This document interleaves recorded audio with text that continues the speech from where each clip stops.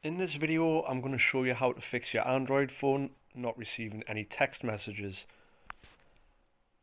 So the first thing you need to do is check that you have reception.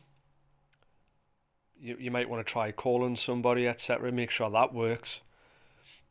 And just to rule out that that's the reason that you're not receiving any text messages or SMS. The next thing you want to do, press and hold on your messages, then click on app info.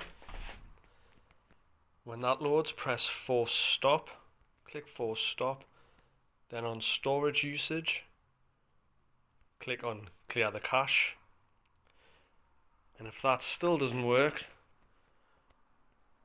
then you need to do phone repair 101, press and hold the power button, and restart your phone. And hopefully that should get your phone receiving text messages again.